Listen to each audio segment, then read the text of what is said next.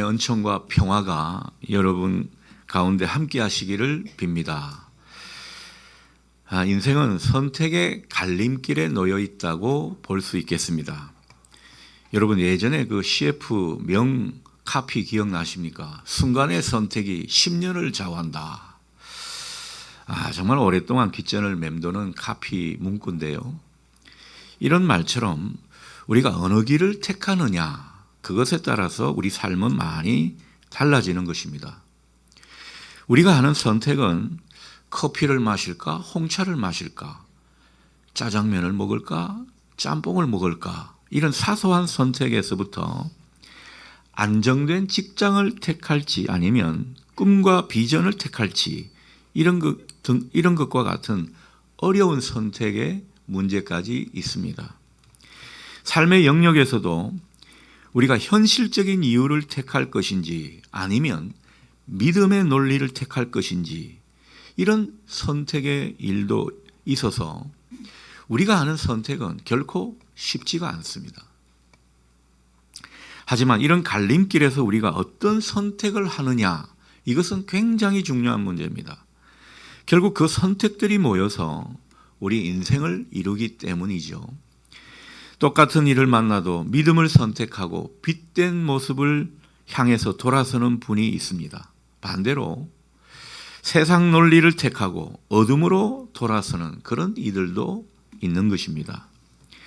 사실 주어진 우리의 상황이나 삶의 조건은요, 우리가 바꿀 수가 없습니다. 그 상황과 조건을 바꾸시는 것은 하나님 밖에는 할 수 있는 분이 없습니다.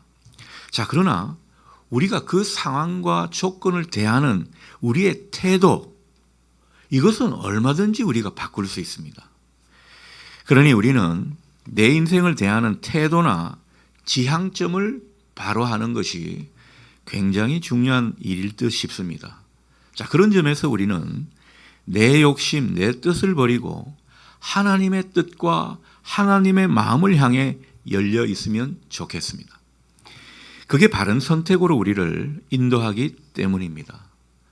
하나님의 마음과 하나님의 생각으로 우리 인생의 태도와 지향점을 삼는 그런 은혜가 여러분 가운데 있기를 축복합니다. 출애굽한 이스라엘 백성들이 드디어 모압 평지에 도착을 했습니다. 40년간의 그 광야 생활이 거의 막바지에 다다른 때라고 보겠습니다. 가나안을 목전에 둔 그런 상황이죠. 이때 모세는 이제 나는 하나님께로 돌아가야 할 때가 되었구나, 이것을 예감하면서 이스라엘 백성에게 새로운 삶에 대한 결단을 촉구하는 그런 설교를 하게 됩니다. 먼저 15절 말씀이죠. 보라, 내가 오늘 생명과 복과 사망과 화를 내 앞에 두었나니. 이어서 19절 말씀입니다. 내가 오늘 하늘과 땅을 불러 너희에게 증거를 삼노라. 내가 생명과 사망과 복과 저주를 내 앞에 두었은즉 너와 내 자손이 살기 위하여 생명을 택하라. 그렇게 설교를 하고 있죠. 이 19절 말씀을 세번역 성경으로 다시 한번 읽어보겠습니다. 나는 오늘 하늘과 땅을 증인으로 세우고 생명과 사망, 복과 저주를 당신들 앞에 내놓았습니다. 당신들과 당신들의 자손이 살려거든 생명을 택하십시오. 이 모세의 설교를 듣는 그 이스라엘 백성들이 살려거든 생명과 복을 택하라, 이런 어떤 설교를 모세가 하고 있는 것입니다. 오늘 이 말씀은 우리에게도 해당되는 말씀입니다. 여러분, 우리 앞에도 생명과 번영의 길, 그리고 죽음과 파멸의 길이 동시에 놓여 있다고 믿습니다. 여러분, 이 사실을 믿으십니까? 여러분이 어느 길을 선택하시고 어느 길로 가시려는가, 이게 참 중요한 문제겠죠. 그런데 여러분, 어느 길을 택하시겠습니까? 이거는 물으나 마나 한 질문이 되겠습니다. 당연히 생명과 그리고 축복의 길을 우리가 택하는 것이 맞겠죠. 하지만 그 길을 감에 있어서 우리의 선택은 그리 단순하지가 않습니다. 하나님이 약속하시는 생명과 번영의 길은요, 평탄해 보일 것 같지만 어떤 때는 가시밭길처럼 보일 때가 많기 때문입니다. 죽음과 파멸의 길은 되게 평탄한 것처럼 보입니다. 야, 저기로 가면 내가 정말 제대로 살겠구나. 그래서 롯이 소돔과 고모라 성을 향해 나아간 것 아닙니까? 너무 살만한 동네거든요. 실제로 살만한 동네입니다. 그런데 그 길은 죽음과 파멸의 길이었습니다. 겨우 그 삼촌이 기도해서 살아나서 다행이지, 자칫 롯은요, 파멸의 길을 갈 뻔했습니다. 눈이 밝지 않은 사람은 이것을 구분하기가 쉽지 않다라는 겁니다. 그러나 우리의 선택의 갈림길에 설 때마다 우리는 매번 어느 한 길을 선택해야 합니다. 이게 거의 숙제처럼 다가오는 것입니다.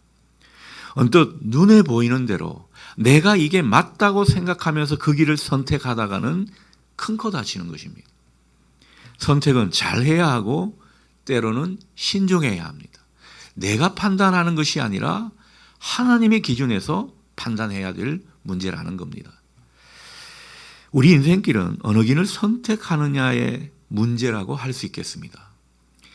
저는 요즘 과거를 거슬러 생각하다 보면 선택을 잘못한 것 때문에 때로는 좀 괴로워할 때가 있습니다. 야, 그때 내가 왜 그랬을까? 더 기도했었어야 되는데 조금 이 선택이 빨랐구나. 뭐 이런 후회를 때로는 할 때가 있다라는 거죠. 그러나 여러분, 지나간 과거는요, 그냥 지나간 것입니다. 돌이킬 수 없는 것입니다. 거기에 매여 있을 필요가 없습니다. 지나간 것은 지나간 대로 흘러가게 놔두고 지금부터라도 우리가 선택을 잘하면 되는 것입니다. 자, 그런데 이 선택은 분별이 중요하죠. 여러분, 이게 지름길이다 싶어서 선택했는데 그게 잘못된 길일 수 있다라는 겁니다. 분별을 잘해야 된다라는 거죠. 다들 이게 성공의 길이라고 해서 그냥 막 따라갔더니만 낭패를 당하는 그런 꼴을 만나게 된다라는 것입니다. 이거는 힘들고 손해보는 길이라 여겼는데 알고 보니 그것이 생명의 길이고 복을 부르는 길이구나. 우리는 뒤늦게 확인하게 되는 것입니다. 똑같은 상황을 만나도 어떤 길을 선택하느냐, 무엇을 선택하느냐, 이것에 따라서 우리 인생은 판이하게 달라지게 됨을 보실 수 있기를 바랍니다. 따라서 우리에게 중요한 것은 우리가 어떤 삶을 지향하느냐, 이 문제로 모아질 것 같습니다. 여러분, 우리가 누굽니까? 예수 그리스도를 내 인생의 목적으로 삼는 그런 사람들 아닙니까? 그런 사람들이 모인 사람들이, 그 모임이 교회라는 것이죠. 그렇다면 우리가 이런 것을 분명히 우리의 지향점에 두면 좋겠습니다. 그러면 삶은 의외로 단순해지는 것입니다. 삶은 우리에게 늘 모호한 듯 보입니다. 그러나 우리가 초점을 바로잡고 내가 누구인지를 분명히 깨달으면서 그 삶에 임하게 되면 여러분, 우리 인생은 때로는 쉬운 길로 보여질 수도 있다 믿습니다.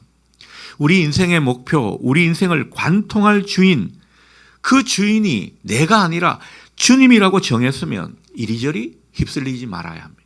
그 주님만을 바라보고 그 주님을 표대로 삼아서 달려가다 보면 여러분, 우리의 문제는 해결되게 될 줄 믿습니다. 예수 그리스도의 삶이 바로 그러했습니다. 예수님은 하나님의 뜻을 행하는 것을 당신의 양식으로 삼는다, 이런 말씀을 제자들에게 했습니다. 그러니까 양식은 안 먹으면 안 되잖아요. 여러분, 끼니를 뭐 한두 끼는 굶을 수 있지만 세 끼를 굶을 수 있습니까? 저는 두 끼도 못 굶겠던데요. 양식으로 삼는다는 것은 그만큼 꼬박꼬박 챙긴다는 뜻 아니겠습니까?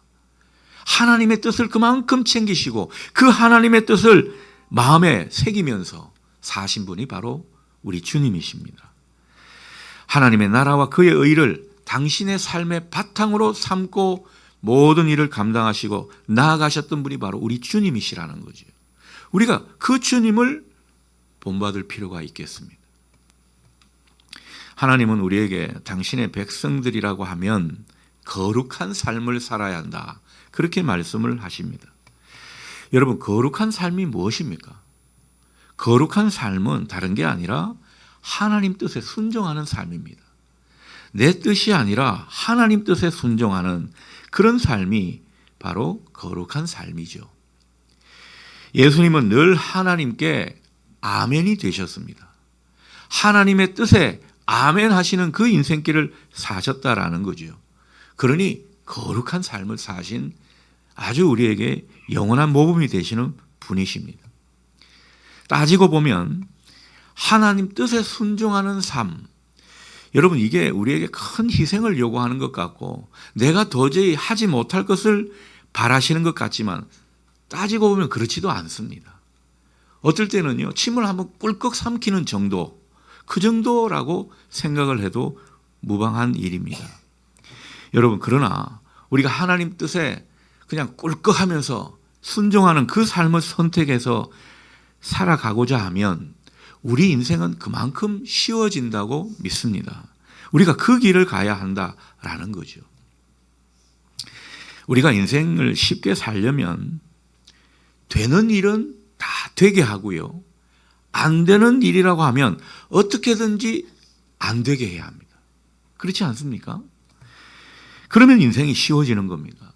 안 되는 걸 억지로 하다 보니까 인생이 어려워지는 거죠. 가지 말아야 할 길을 가니까 인생이 꼬이는 겁니다. 다른 말로 하게 되면 우리가 하나님의 뜻과 명령이면 여러분, 이것은 되게 해야죠. 하나님의 뜻은 반드시 이루어질 거 아닙니까? 하나님의 뜻이라면 이건 무조건 되게 하는데 우리가 힘을 써야 한다라는 겁니다. 그래야 우리가 복을 받을 수가 있다는 거죠. 반대로 하나님의 뜻이 아니거나 하나님이 싫어하시는 일, 하나님이 뭔가 이것을 원하지 않는 그런 일이라면 이것은요, 하면 안 되는 것입니다. 아, 하나님 조금만 좀 양보해 주세요. 제가 어떻게 한번 해볼 테니까요. 그러다가 인생이 미끄러지는 겁니다. 여러분, 하나님의 길이 아니고 하나님이 원하시지 않는 것 같은 그런 촉이 조금이라도 있다면 안 하려고 애를 쓰시는 우리 모두 될 수 있기를 바랍니다. 이걸 자꾸 꾸역꾸역 하다 보니까 그게 결국 내 인생을 힘들게 하는 그런 원인이 되고 마는 것입니다. 우리가 지난 일을 되돌아보면 이런 후회가 많이 생긴다는 것을 느끼게 됩니다. 그리고 지금 하나님이 우리에게 무엇을 원하는지도 자명해집니다. 그런데 우리는 그 자명한 길을 자꾸 외면하고 꾸역꾸역 내 뜻을, 내 감정을 관철하려고 하는 이런 성향이 우리에게 있는 것입니다. 다 아직 자아가 살아있어서 그렇습니다. 여러분, 저나 여러분이나 이 자아를 죽이는 일이 무엇보다 중요하고요, 그 가운데 하나님의 뜻을 자꾸만 이루려고 하는 성향이 생기게 될 줄 믿습니다. 자, 그러니 우리가 할 일은 이 땅에서 내 할 일을 성실하게 능력껏 열심히 하되 하나님의 뜻을 구하고 하나님의 명령을 기다리는 이 일만은 우리가 좀 신경 써서 해야 된다라는 것입니다. 이게 복받는 지름길입니다. 오늘 말씀은 바로 이것을 우리에게 요구하고 있습니다. 여러분, 우리의 의식 속에 순간순간 드는 생각 속에 뭐가 하나님 뜻일까? 하나님 지금은 나한테 뭘 원하실까? 하나님은 이걸 원하실까? 저걸 원하실까? 여러분, 이런 생각을 계속 우리 뇌리에 맴돌게 하는 것, 거룩한 습관입니다. 이런 습관이 우리에게 필요하다는 거죠. 이런 생각을 하지 않고 그저 내 관성대로, 내 자아가 시키는 대로, 내 뜻대로, 내 욕구대로 그렇게 막 하다 보면 하나님과 맞지를 않는 거죠. 그래서 우리 길이 때로는 실패의 길이 되고 마는 것입니다.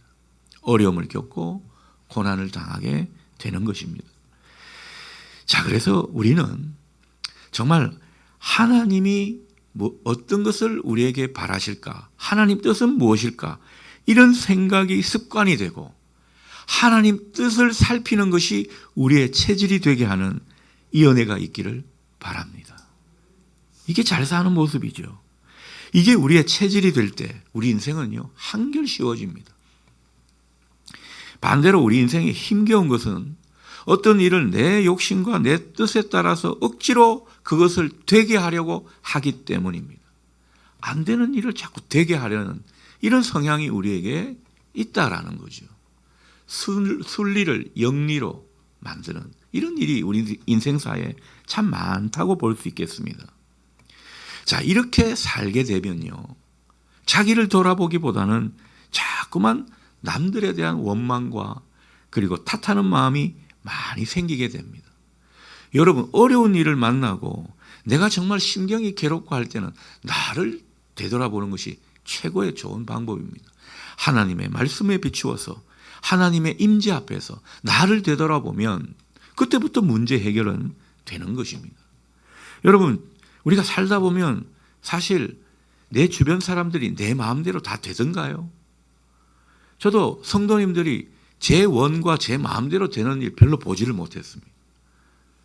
제가 살아온 배경과 너무 다르기 때문에. 그래서 계속 교회 탓하고 성도들 탓하면 목사는 불행한 삶을 살 것입니다. 이게 다 하나님이 이유가 있어서 나한테 이런 시련을 주고 힘든 일을 주는구나 생각하고 자꾸만 나를 되돌아보고 하나님의 말씀에 비추어서 생각하고 그렇게 되니까요, 내 마음이 편해지는 겁니다. 그리고 문제의 원인을 차츰차츰 깨닫게 되는 것입니다.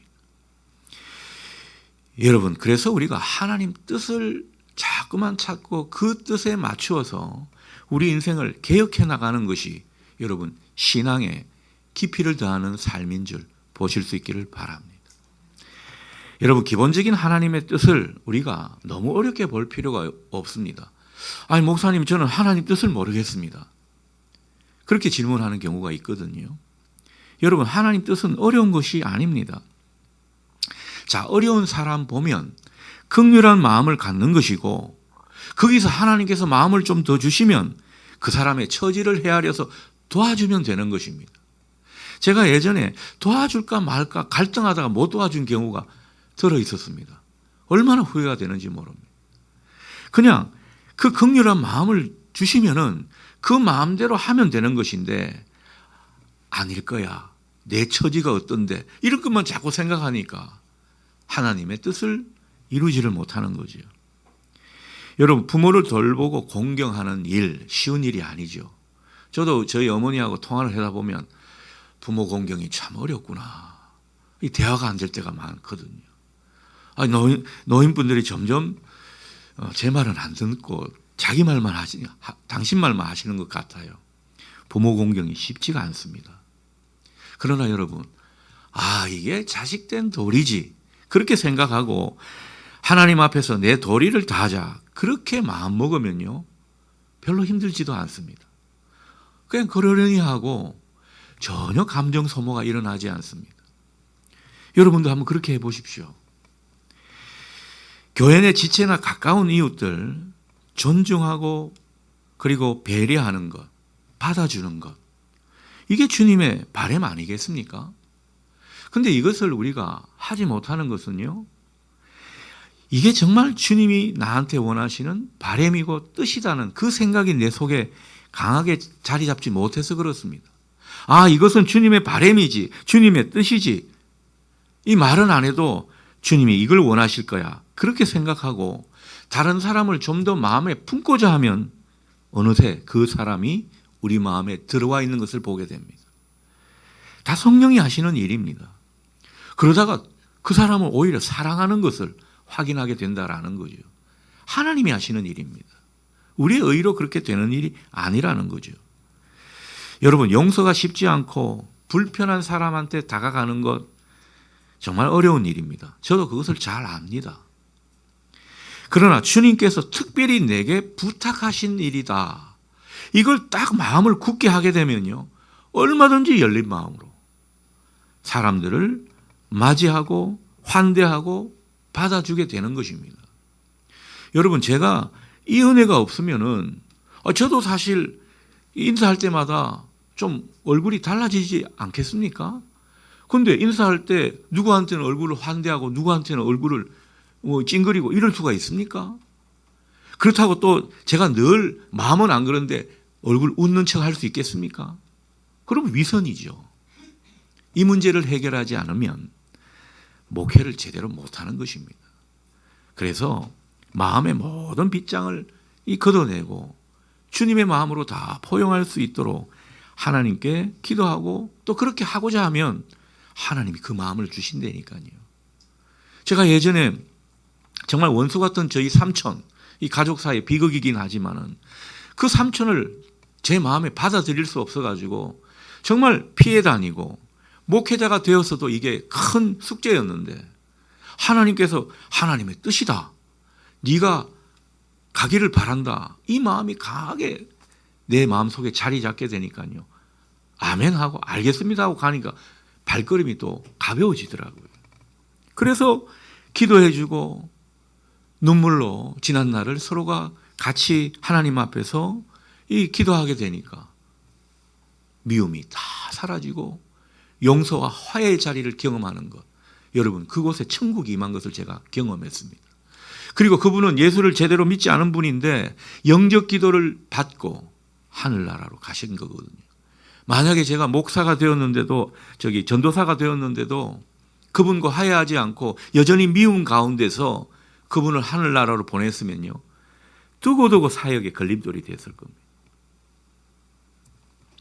하나님의 뜻이지 주님의 바람이지 나를 향한 주님의 서원이지 이런 마음이 우리에게 굳게 들면요.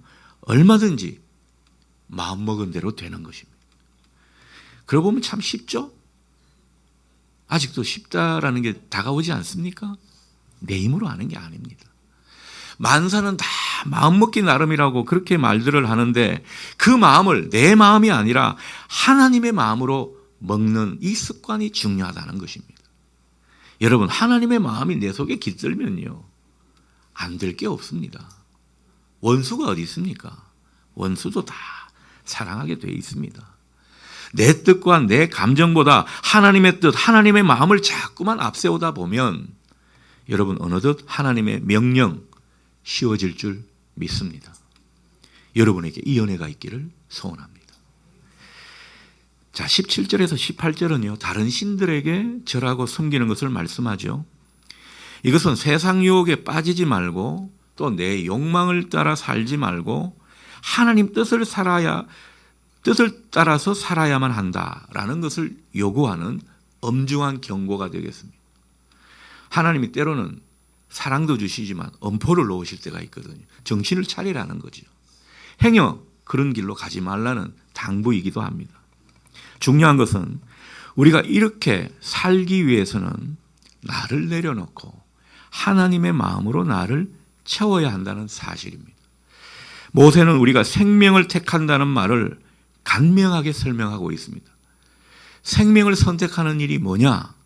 오늘 그것을 우리에게 분명히 가르쳐주고 있습니다. 20절 상반절을 세번역 성경으로 제가 읽어보겠습니다. 여기 자막에 나오죠. 주 당신들의 하나님을 사랑하십시오. 그 말씀을 들으며 그를 따르십시오. 그러면 여러분들이 살 것입니다. 아멘. 우리의 그 생명의 길은 생명을 사랑하는 모습은 다른 게 아닙니다. 하나님을 진짜 사랑하는 것입니다. 하나님을 내가 진짜 사랑하다 보면요. 그 사랑이 우리 속에 물밀듯이 밀려오기 때문에 이웃을 사랑하게 되는 거죠. 그리고 하나님을 사랑하는 가운데 하나님의 말씀을 듣고 순종하는 것입니다. 여러분, 하나님을 사랑한다 하지만은 하나님의 말씀과 법도는 외면하고 자꾸만 자기 기준만 내세운다면 하나님을 사랑하는 것이 아닙니다. 하나님을 사랑하는 길은 하나님의 말씀을 듣고 순종하는 것입니다. 여러분, 우리 삶이 자꾸만 힘겨운 것은요, 하나님의 뜻과 명령과 거꾸로 살기 때문입니다. 세상의 물결에 편성하고 거기에 빠져 있는 사람들은 돈이나 권력이나 명성이나 쾌락, 세상의 중요한 가치들을 사랑하게 되어 있습니다. 하지만 우리 믿는 사람들은 그런 것이 우리의 사랑의 대상이 아닙니다. 하나님을 믿는다고 하면서 여전히 돈 이렇게 하는 분들이 있죠. 과연 하나님을 사랑하는지 되돌아봐야 합니다. 우리의 사랑의 대상이 될 수 없습니다. 우리가 사랑해야 할 대상은 오직 하나님이신 줄 믿으실 수 있기를 바랍니다. 그리고 하나님이 주신 다른 것들은 그냥 하나님 사랑하는 그 다음으로 좋아하면 되는 거죠. 하지 말라는 말씀을 하지 않았습니다. 세상의 것들을 사랑하지 말라는 거죠. 하나님보다 더.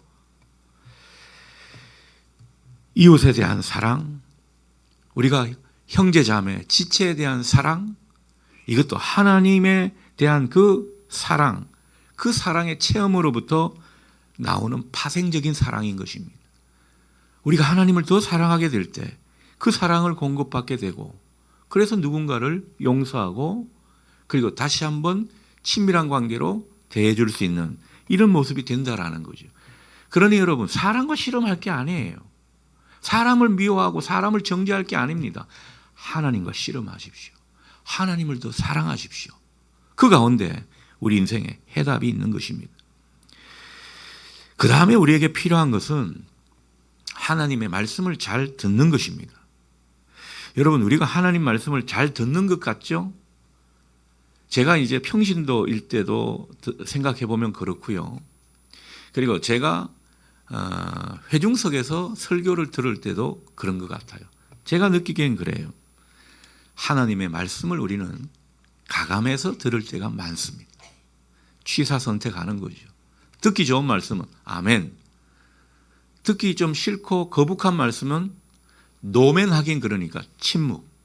그래서 설교를 할 때 보면 여러분이 아멘 할 때와 아멘 안 하는 지점이 딱 나뉘어집니다. 불편한 거는 아멘을 안 하세요. 여러분들은 모르겠지만. 듣기 좋은 축복의 말씀은 아멘을 잘합니다. 그러나 신앙의 깊이가 있는 분은 어떤 것에도 다 아멘 하게 되죠. 우리는 말씀을 가감해서 듣고 읽을 때가 많다는 거죠. 불편한 말씀에는 눈을 감습니다. 설교를 듣다가도 불편한 말씀이 나오면 자꾸 고개를 숙입니다. 제 마음이 안타깝습니다. 여러분, 사람 보고 말씀을 듣는 게 아니잖아요. 하나님 보고 말씀을 들으십시오. 그래서 우리가 마음에 찔림이 오고 듣기 싫은 말씀, 그간에는 외면해버렸는데 그 말씀도 받으십시오. 말씀을 들을 땐 결코 사람을 보지 말아야 합니다. 그 위에 계시는 하나님을 보시고 그 말씀 앞에 정직하게 서십시오. 하나님께서 다 판단해서 여러분에게 그 인생을 조정해 주실 것입니다. 만약에 강단에서 잘못된 말씀을 선포하죠. 근데 여러분이 지각이 없어서 그 말씀을 잘 못 깨닫고 그 말씀을 그대로 받았다 치셔도 그건 하나님이 조정해 주시는 겁니다. 그리고 강단에서 잘못 선포한 말씀은요, 하나님이 그 종을 하시는 겁니다. 하나님이 다 하시는 겁니다. 그래서 저는 이 말씀 강단에 서기 전에 여기서 얼마나 두렵고 떨림으로 기도하는지 모릅니다. 오늘 기도가 좀 덜 됐나 봐요. 이상한 소리를 했으니까. 여러분, 정말 우리가 하나님 말씀 앞에 정직하게 서는 법, 사람을 보지 않고 그 위에 계신 하나님이 우리를 향해서 무슨 소리를 하시는지 그것을 주의 깊게 듣는 모습, 이것이 정말 귀한 일입니다. 여러분, 우리 영혼이 커질 때는 언제인 줄 아십니까? 불편한 말씀과 진지하게 대면할 때입니다. 듣기 싫은 그 말씀을 내가 받아들이면서 그 말씀과 함께 고민하는 그때입니다. 대면하기 싫은 말씀과 오랜 시간을 보내게 될 때 우리의 영혼은 자라게 될 줄 믿습니다. 하나님의 말씀을 우리가 잘 묻고 잘 소화하게 될 때 그 말씀 속에 담긴 생명을 얻을 수 있습니다. 그 생명은 우리를 궁극적으로 행복하게 만듭니다. 하나님과 더욱더 소통하는 인생이 되게 할 것입니다. 오늘 이 생명이 여러분 가운데 넘치게 있기를 소원합니다. 세상은 지금 죽음의 길로 달려가는 것처럼 보입니다. 하지만 우리는 생명을 선택하도록 부름받은 사람들입니다. 세상이 뭐라 하든 단호하게 사랑의 길을 택하시고 그 길에서 떠나지 않는 한 그 사람을 통해서 교회는 살아나게 될 줄 믿습니다. 그 교회가 나라를 살리게 되는 것입니다. 이 자리에 있는 우리 한 사람 한 사람의 삶이 영원한 생명의 표징이 될 수 있기를 주님의 이름으로 축원합니다. 아멘. 기도하겠습니다. 존귀하신 주님, 우리가 어쩌면 주님을 잘 믿는다고 하고 신앙생활 그래도 괜찮다고 생각할 때가 많지만 어쩌면 우리는 주님의 마음을 모르고 주님의 말씀에 청종하지 않는 그런 모습을 보일 때가 많은 것이 우리가 아닌지 되돌아보게 됩니다. 우리가 주님을 믿는다고 하면서 주님의 길을 가지 않고 세상의 길로 달려가지 않도록 우리를 붙잡아 주시고 언제나 생명의 길을 선택하며 그 가운데 하나님을 사랑하고 이웃을 사랑할 수 있는 우리가 되게 하여 주옵소서. 그 사랑의 길이야말로 교회를 살리는 길이고 한국 교회를 더욱더 아름답게 만드는 길이고 이 세상을 구원하는 길인 줄 믿습니다. 언제나 생명의 길, 사랑의 길로 나아가는 우리가 되게 하여 주옵소서. 예수님의 이름으로 기도드립니다. 아멘.